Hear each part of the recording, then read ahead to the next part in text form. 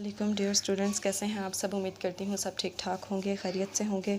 आज हमारा फ़िज़िक्स का लेक्चर है और यूनिट नंबर 10 हमने कंप्लीट कर लिया था। आज हम यूनिट नंबर 10 के न्यूमेरिकल प्रॉब्लम्स को सॉल्व करेंगे।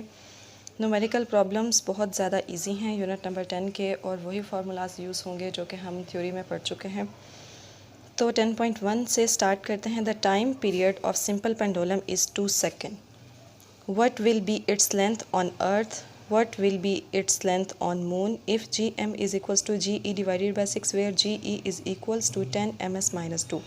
सबसे पहले तो कोई भी क्वेश्चन हो, कोई भी न्यूमेरिकल प्रॉब्लम हो, उसको सॉल्व करने से पहले ज़रूरी है कि हम उसकी स्टेटमेंट को अंडरस्टैंड करें, क्योंकि अगर स्टेटमेंट क्लियर ना हो तो हम सही से सॉल्यूशन जो है वो नहीं कर पाते।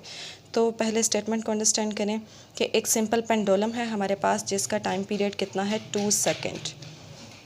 हमने क्या बताना है, हमने बताना है कि उसकी जो लेंथ है वो अर्थ पर कितनी है और उसकी लेंथ मून पर कितनी है, ठीक है। जबकि हमें यहाँ पर कंडीशन दे दी गई है, ग्रेविटेशनल एक्सीलरेशन भी हमें पता है कि जो अर्थ पर है वो कितना होता है, उसकी वैल्यू वो तो एग्जैक्ट है 10 ms-2। और यहाँ पर Gm यानी कि ग्रेविटेशनल एक्सीलरेशन ऑन मून की जो हमें कंडीशन दी गई है, उसके लिए एक छोटा सा फार्मूला दिया हुआ है इसको फाइंड आउट करने के लिए, Ge divided by 6, where Ge is equals to 10 ms-2। Ge का मतलब क्या है, ग्रेविटेशनल एक्सीलरेशन ऑन अर्थ। इसकी वैल्यू वैसे भी अगर क्वेश्चन में या न्यूमेरिकल में गिवन ना हो तो हमें पता है कि इसकी एग्जैक्ट वैल्यू जो है वो 10 ms-2 ही ली जाती है। ये हमारी स्टेटमेंट थी। अब हम इसका सॉल्यूशन स्टार्ट करते हैं।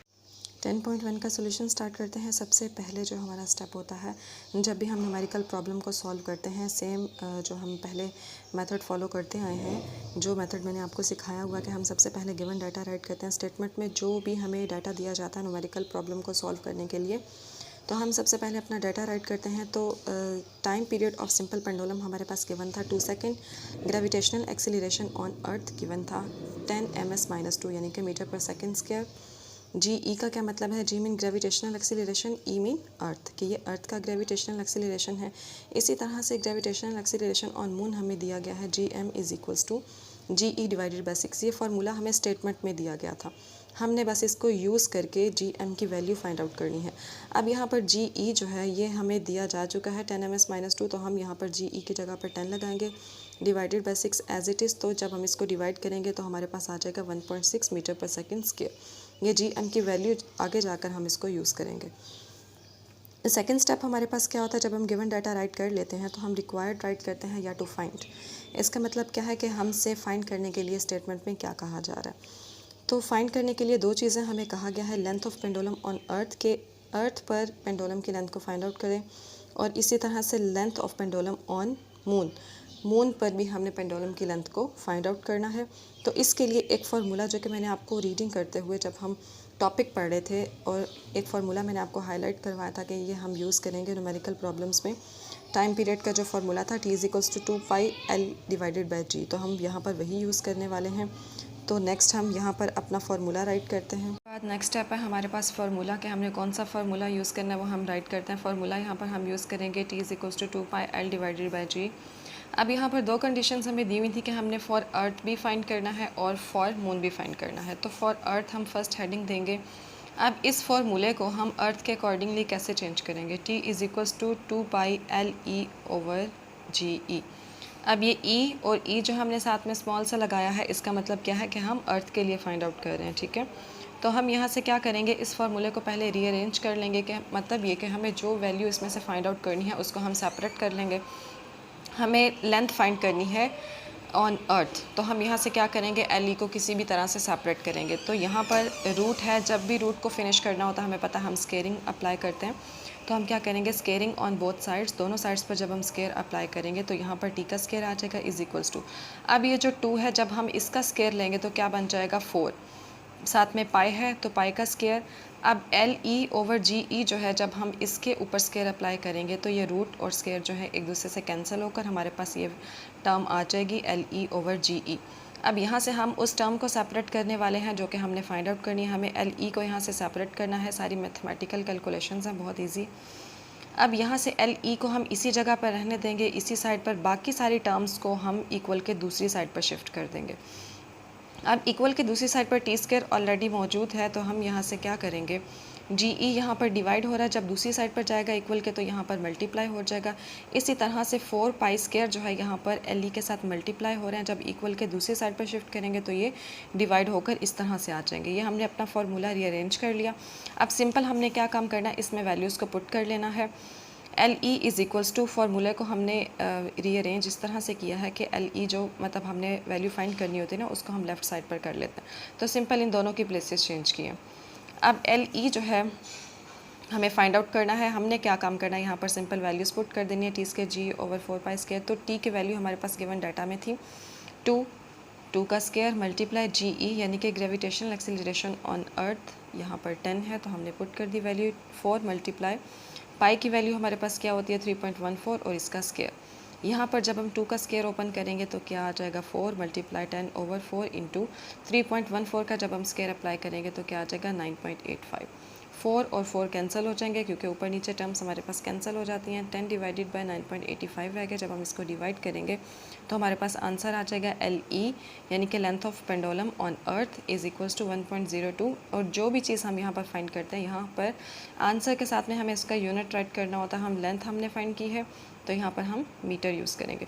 उसके बाद फॉर मून के लिए भी हमने लेंथ ऑफ पेंडुलम फाइंड करनी थी, तो यही फार्मूला जो है हमने रीअरेंज कर लिया मून के लिए। जहाँ पर हमने ई लगाया हुआ था इस फार्मूले में, यहाँ पर देखें जहाँ पर हमने ई और ई यूज़ किया हुआ था, तो यहाँ पर जाकर अब हमने क्या कर दिया एम यूज़ कर दिया उसकी जगह।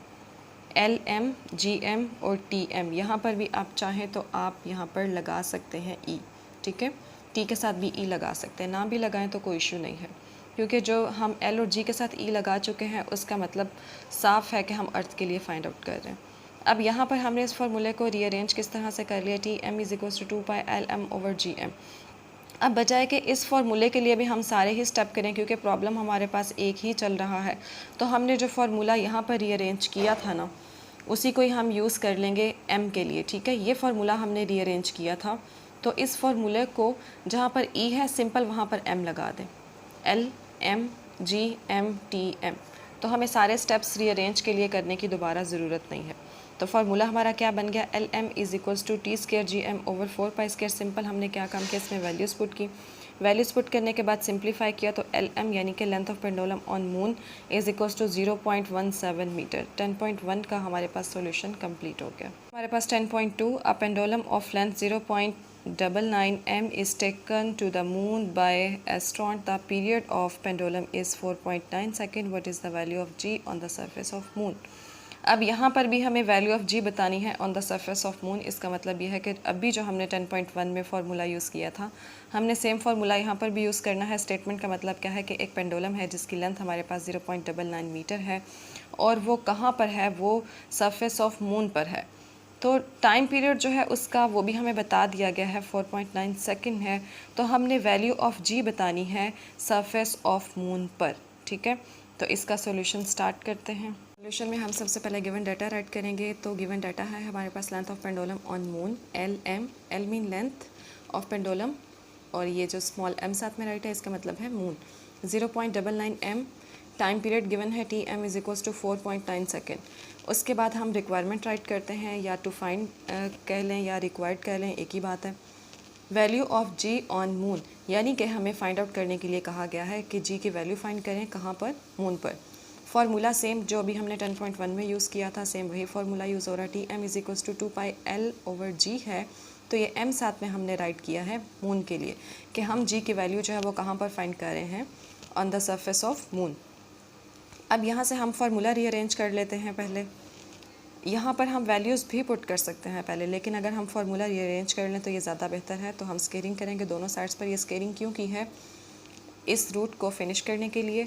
तो यहाँ पर जब हम दोनों साइड्स पर स्केलिंग अप्लाई करेंगे, यहाँ पर टी का स्केयर आ जाएगा, यहाँ पर जब 2 का स्केयर करेंगे तो ये बन जाएगा 4। 2 के स्केयर का मतलब है कि 2 जो है वो 2 टाइम्स मल्टीप्लाई होकर 4 बन जाएगा। यहाँ पर पाई का स्केयर एज इट इज़ और L M over G M as it is आ जाएंगे। वो जो स्केयर है वो स्केयर रूट से कट हो गया।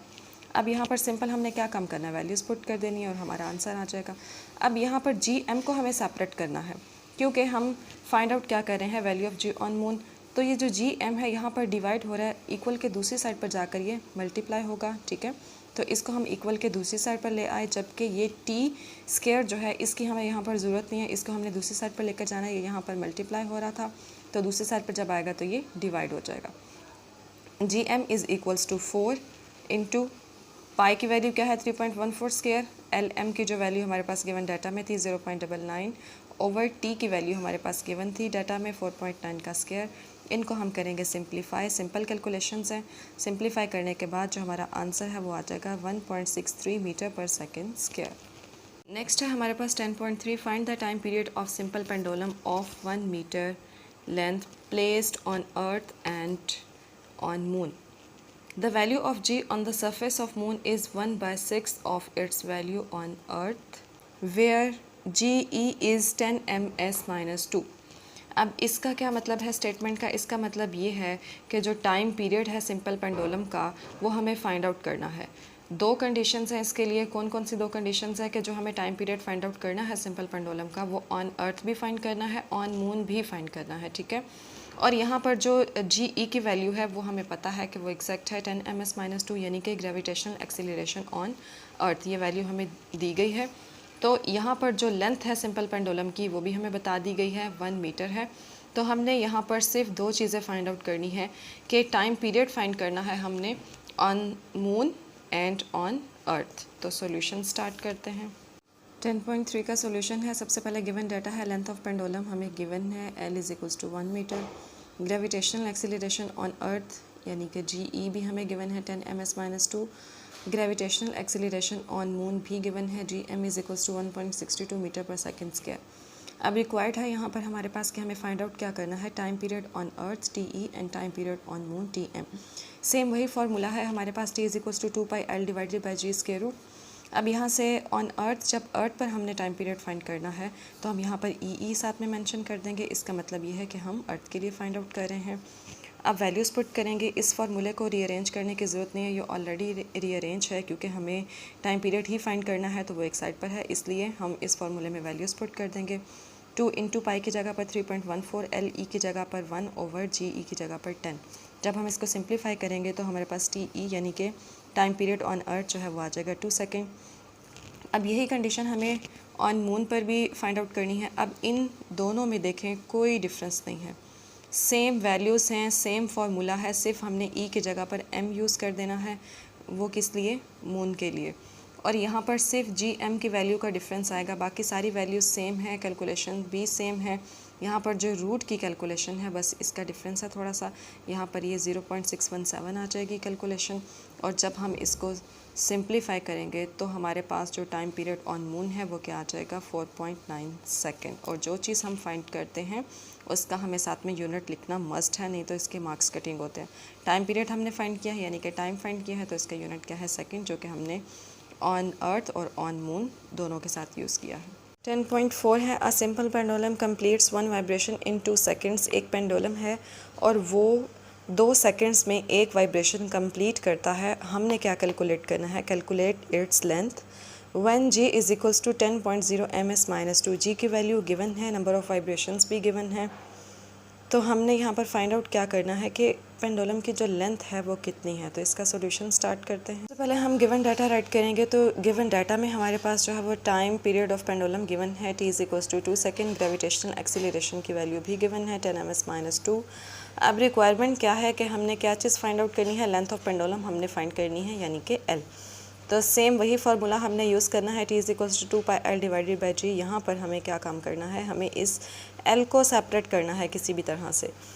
तो हम क्या करेंगे, दोनों साइड्स पर स्केयरिंग अप्लाई करेंगे। स्केयरिंग हमने क्यों की, इस रूट को फिनिश करने के लिए।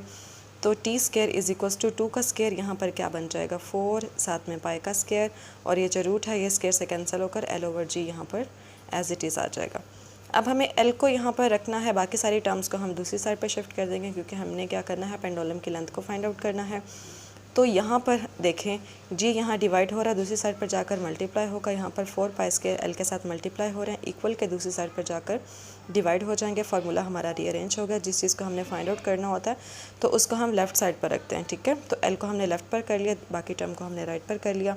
बाय पुटिंग वैल्यूज़ पुट करेंगे। T की वैल्यू 2 गिवन है, जब इसका स्क्वायर किया 2 का तो यहाँ पर आ गया 4 मल्टीप्लाई G की वैल्यू गिवन है हमारे पास 10।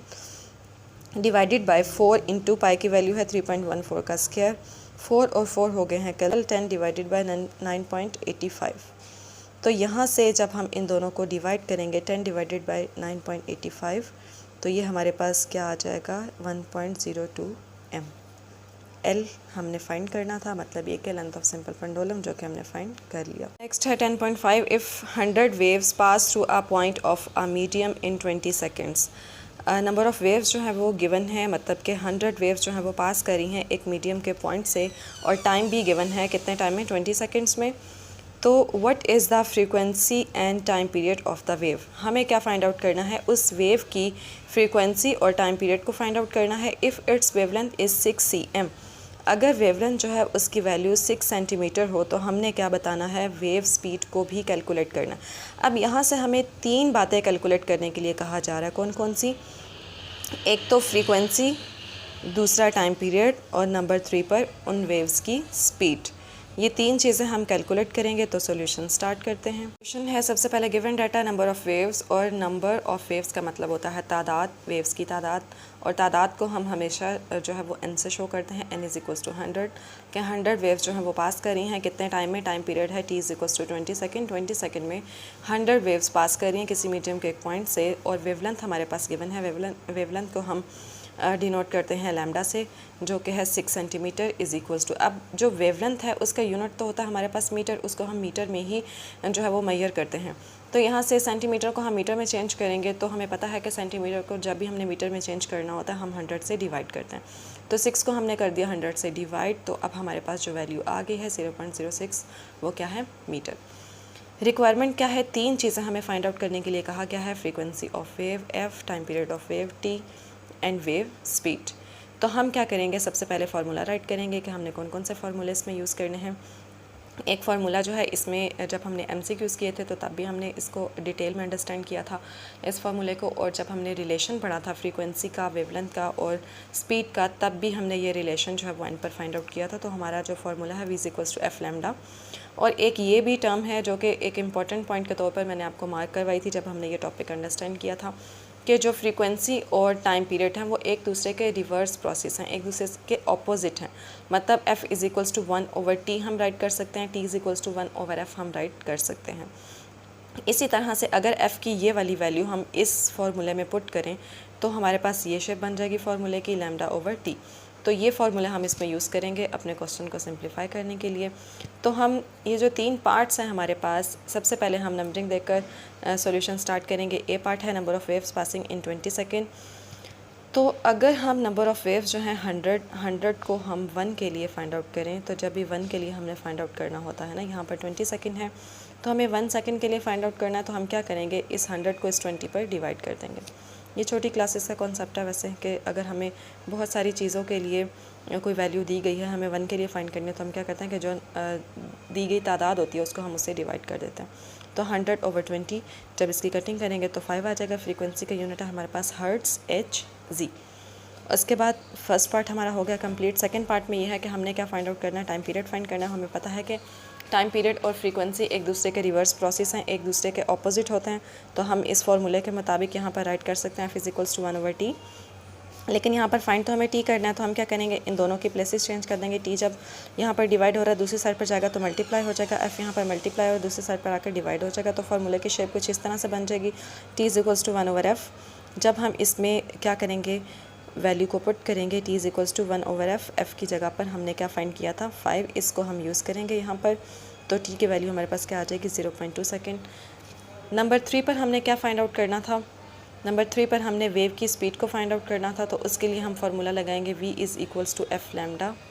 जो सी पार्ट था हमारे पास उसमें हमने वेव की स्पीड को फाइंड आउट करना था, यानी कि v को, तो हमने फार्मूला लगाया v is equals to f lambda. इसमें अगर f के जगह पर हम 1/t पुट करें, जो कि अभी मैं आपको समझा चुकी हूँ स्टार्ट में फार्मूला बताते हुए, तो जब हम इसमें f की वैल्यू पुट करेंगे तो फार्मूला बन जाएगा v is equals to λ/t। इसमें हमने वैल्यूज़ पुट की हैं, लैम्डा की वैल्यू 0.06 और t की वैल्यू 0.2। जब इनको हम डिवाइड करेंगे तो आंसर हमारे पास आ जाएगा 0.3। क्योंकि हमने यहाँ पर स्पीड फाइंड किया तो इसका यूनिट क्या होता है, मीटर पर सेकेंड, और साथ में हम ये भी यूज़ करेंगे मीटर पर सेकेंड। तो ये हमारा जो सोल्यूशन था 10.5 का वो कंप्लीट हो गया।